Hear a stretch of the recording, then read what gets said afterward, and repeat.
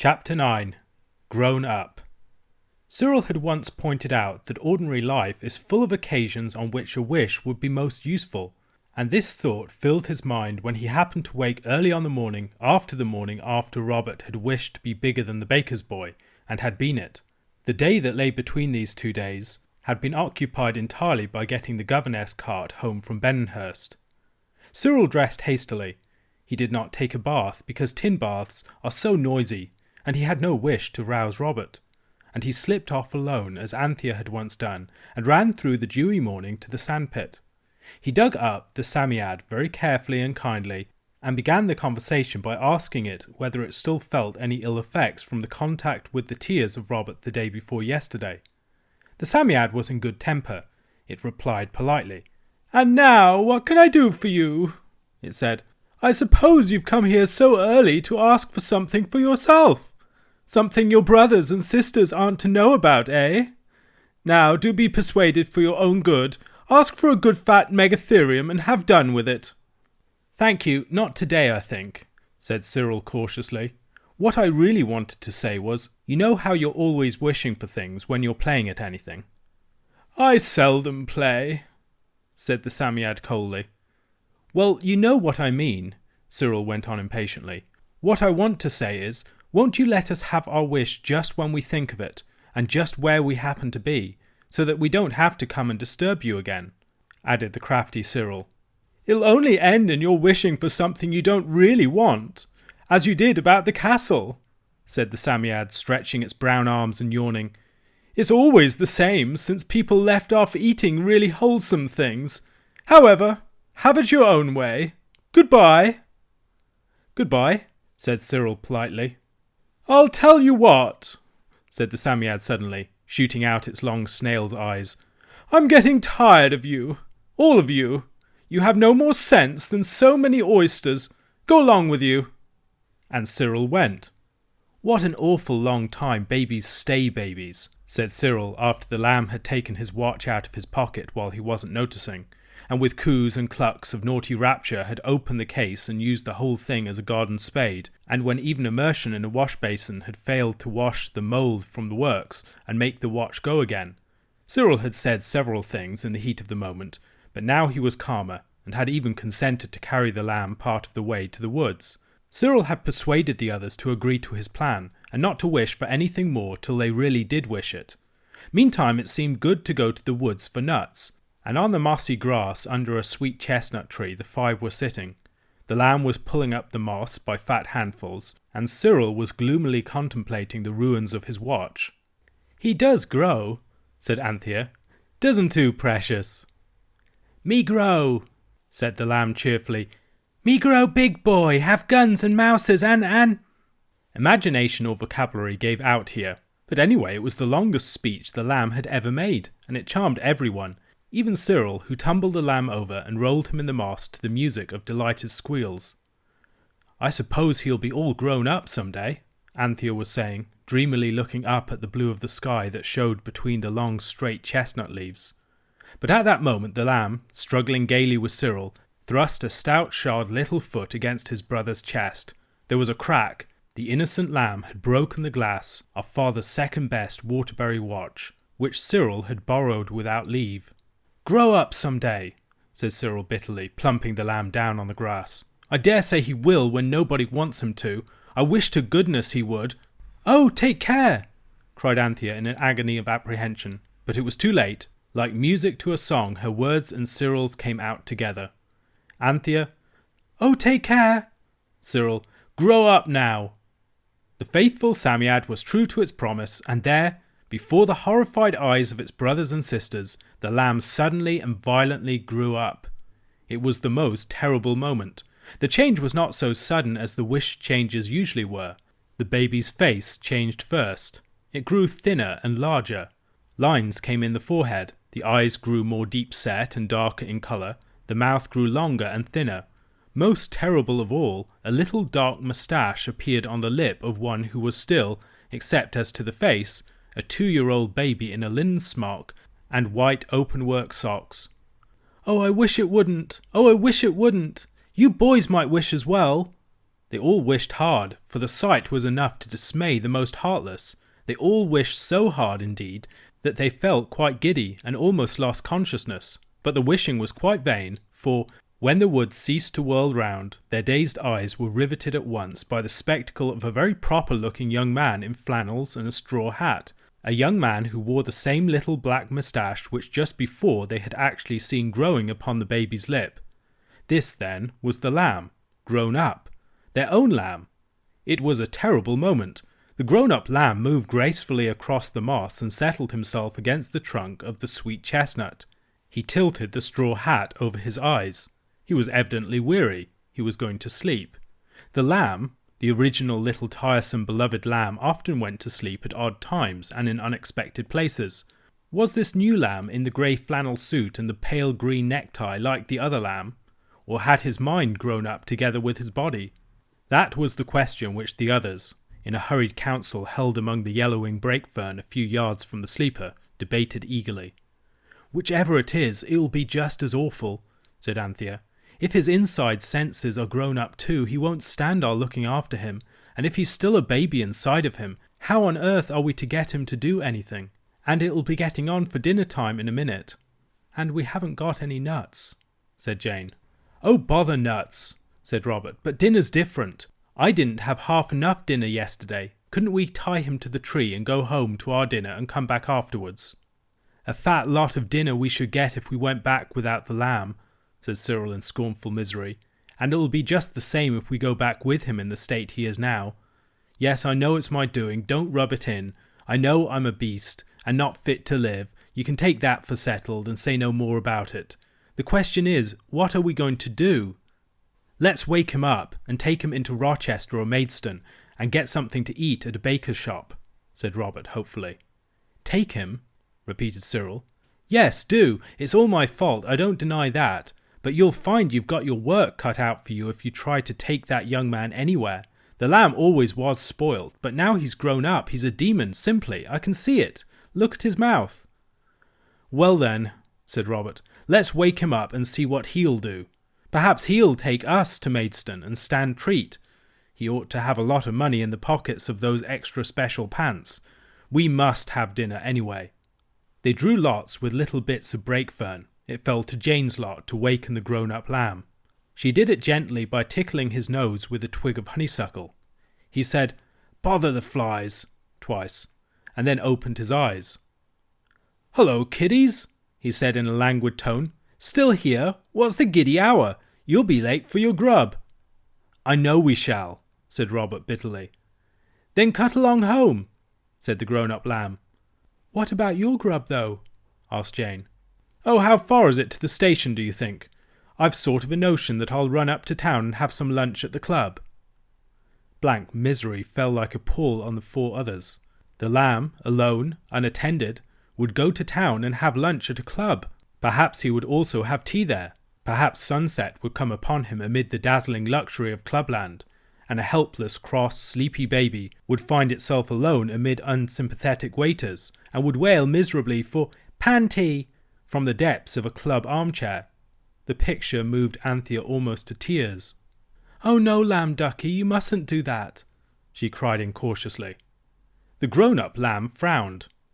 "My dear Anthea," he said, "how often am I to tell you that my name is Hilary, or Saint-Maur, or Devereux? Any of my baptismal names are free to my little brothers and sisters, but not Lamb, a relic of foolishness and far-off childhood." This was awful. He was their elder brother now, was he? Well, of course he was, if he was grown up, since they weren't. Thus, in whispers, Anthea and Robert. But the almost daily adventures resulting from the Psammead's wishes were making the children wise beyond their years. "Dear Hilary," said Anthea, and the others choked at the name, "you know father didn't wish you to go to London. He wouldn't like us to be left alone without you to take care of us. Oh, deceitful thing that I am," she added to herself. "Look here," said Cyril, "if you're our elder brother, why not behave as such and take us over to Maidstone and give us a jolly good blowout, and we'll go on the river afterwards." "I'm infinitely obliged to you," said the lamb courteously, "but I should prefer solitude. Go home to your lunch, your dinner. Perhaps I may look in about tea time, or I may not be home till after you are in your beds." "Their beds," Speaking glances flashed between the wretched four. Much bed there would be for them if they went home without the lamb. "We promised Mother not to lose sight of you if we took you out," Jane said before the others could stop her. "Look here, Jane," said the grown-up lamb, putting his hands in his pockets and looking down at her. "Little girls should be seen and not heard. You kids must learn not to make yourselves a nuisance. Run along home now, and perhaps, if you're good, I'll give you each a penny tomorrow." "Look here," said Cyril, in the best man-to-man tone at his command. "Where are you going, old man? You might let Bobs and me come with you, even if you don't want the girls." This was really rather noble of Cyril, for he never did care much about being seen in public with the lamb, who of course after sunset would be a baby again. The man-to-man tone succeeded. "I shall run over to Maidstone on my bike," said the new lamb airily, fingering the little black moustache. "I can lunch at the Crown and perhaps I'll have a pull on the river, but I can't take you all on the machine now, can I? Run along home, like good children." The position was desperate. Robert exchanged a despairing look with Cyril. Anthea detached a pin from her waistband, a pin whose withdrawal left a gaping chasm between skirt and bodice, and handed it furtively to Robert, with a grimace of the darkest and deepest meaning. Robert slipped away to the road. There, sure enough, stood a bicycle, a beautiful new one. Of course, Robert understood at once that if the lamb was grown up, he must have a bicycle. This had always been one of Robert's own reasons for wishing to be grown up. He hastily began to use the pin. 11 punctures in the back tyre, 7 in the front. He would have made the total 22 but for the rustling of the yellow hazel leaves, which warned him of the approach of the others. He hastily leaned a hand on each wheel and was rewarded by the whish of the what was left of air escaping from 18 neat pinholes. "Your bike's run down," said Robert, wondering how he could so soon have learned to deceive. "So it is," said Cyril. "It's a puncture," said Anthea, stooping down and standing up again with a thorn which she had got ready for the purpose. "Look here." The grown-up lamb, or Hilary as I suppose one must now call him, fixed his pump and blew up the tyre. The punctured state of it was soon evident. "I suppose there's a cottage somewhere near, where one could get a pail of water," said the lamb. There was, and when the number of punctures had been made manifest, it was felt to be a special blessing that the cottage provided teas for cyclists. It provided an odd sort of tea and hammy meal for the lamb and his brothers. This was paid for out of the 15 shillings which had been earned by Robert when he was a giant, for the lamb, it appeared, had unfortunately no money about him. This was a great disappointment for the others, but it is a thing that will happen, even to the most grown-up of us. However, Robert had enough to eat, and that was something. Quietly but persistently the miserable four took it in turns to try and persuade the lamb, or some more, to spend the rest of the day in the woods. There was not very much of the day left by the time he had mended the 18th puncture. He looked up from the completed work with a sigh of relief and suddenly put his tie straight. "There's a lady coming," he said briskly. "For goodness sake, get out of the way. Go home, hide, vanish somehow. I can't be seen with a pack of dirty kids." His brothers and sisters were indeed rather dirty, because earlier in the day the lamb, in his infant state, had sprinkled a good deal of garden soil over them. The grown-up lamb's voice was so tyrant-like, as Jane said afterwards, that they actually retreated to the back garden, and left him with his little moustache and his flannel suit to meet alone the young lady, who now came up the front garden wheeling a bicycle. The woman of the house came out, and the young lady spoke to her. The lamb raised his hat as she passed him, and the children could not hear what she said, though they were craning round the corner and listening with all their ears. They felt it to be perfectly fair, as Robert said, with that wretched lamb in that condition. When the lamb spoke, in a languid voice heavy with politeness, they heard well enough. "A puncture," he was saying. "Can I not be of any assistance? If you could allow me—" There was a stifled explosion of laughter, and the grown-up lamb, otherwise Devereux, turned the tail of an angry eye in its direction. "You're very kind," said the lady, looking at the lamb. She looked rather shy, but as the boys put it, there didn't seem to be any nonsense about her. "But oh," whispered Cyril, "I should have thought he'd had enough bicycle mending for one day, and if she only knew that really and truly he's only a whiny, piney, silly little baby." "He's not," Anthea murmured angrily. "He's a dear if people only let him alone. It's our own precious lamb still. whatever silly idiots may turn him into, isn't he, Pussy? Jane doubtfully supposed so. Now the lamb, whom I must try to remember to call Sans Mort, was examining the lady's bicycle and talking to her with a very grown-up manner indeed. No one could possibly have supposed, to see and hear him, that only that very morning he had been a chubby child of 2 years, breaking other people's Waterbury watches. Devereux, as he ought to be called for the future, took out a gold watch when he had mended the lady's bicycle, and all the hidden onlookers said, "Oh," because it seemed so unfair that the baby, who had only that morning destroyed 2 cheap but honest watches, should now, in the grown-upness to which Cyril's folly had raised him, have a real gold watch, with a chain and seals. Hilary, as I will now term him, withered his brothers and sisters with a glance, and then said to the lady, with whom he seemed to be quite friendly, "If you will allow me, I will ride with you as far as the crossroads. It is getting late, and there are tramps about."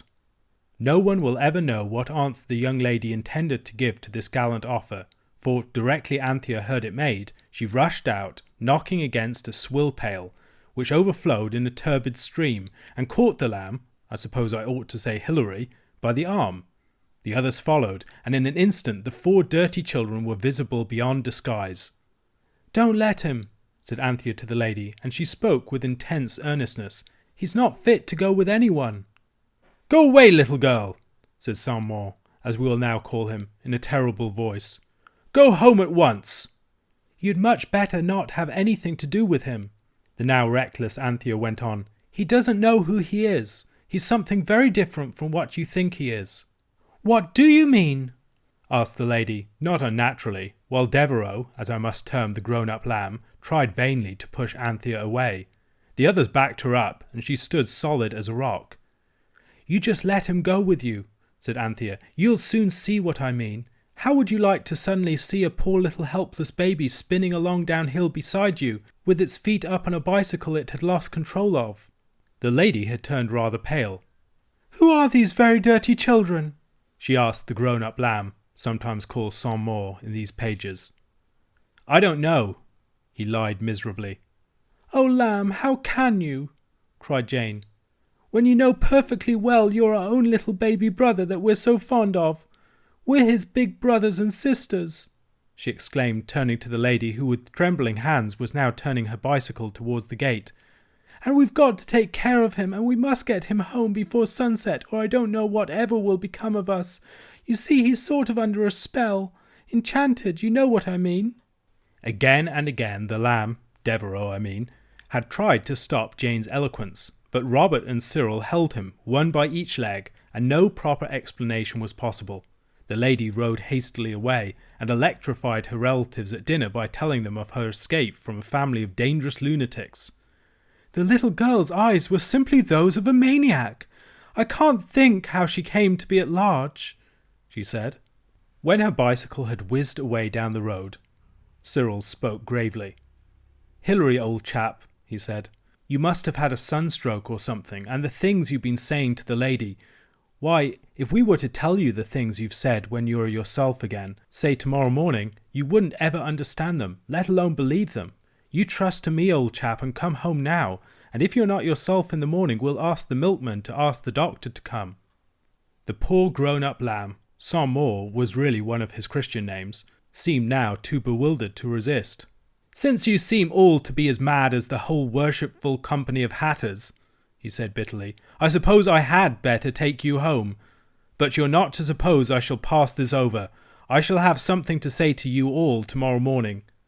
"Yes, you will, my lamb," said Anthea under her breath, "but it won't be at all the sort of thing you think it's going to be."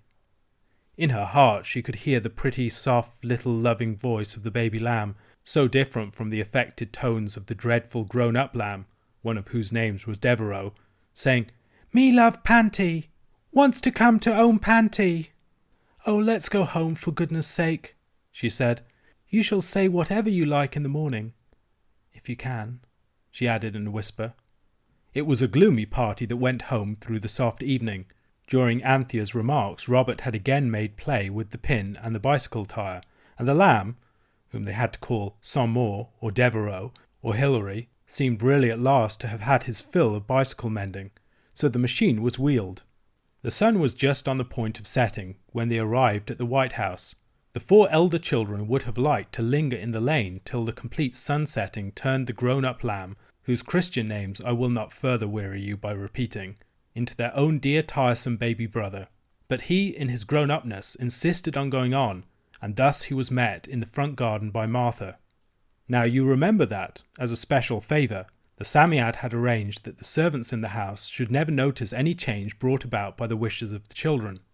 Therefore Martha merely saw the usual party with the baby lamb, about whom she had been desperately anxious all the afternoon, trotting beside Anthea on fat baby legs, while the children, of course, still saw the grown-up lamb, never mind what names he was christened by, and Martha rushed at him and caught him in her arms, exclaiming, "Come to his own Martha then, a precious poppet." The grown-up lamb, whose name shall now be buried in oblivion, struggled furiously. An expression of intense horror and annoyance was seen on his face, but Martha was stronger than he. She lifted him up and carried him into the house. None of the children will ever forget that picture. The neat grey flannel-suited grown-up young man, with the green necktie and the little black moustache, fortunately he was slightly built and not tall, struggling in the sturdy arms of Martha, who bore him away helpless, imploring him as she went to be a good boy now, and come and have his nice bremmink. Fortunately the sun set as they reached the doorstep. The bicycle disappeared, and Martha was seen to carry into the house the real live darling sleepy 2-year-old lamb. The grown-up lamb, nameless henceforth, was gone forever.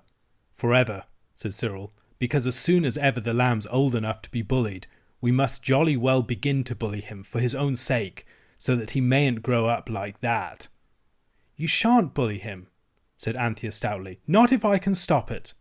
We must tame him by kindness, said Jane. You see, said Robert, if he grows up in the usual way, there will be plenty of time to correct him as he goes along. The awful thing today was his growing up so suddenly. There was no time to improve him at all. He doesn't want any improving, said Anthea as the voice of the lamb came cooing through the open door, just as she had heard it in her heart that afternoon. Me loves Panty, wants to come to own Panty.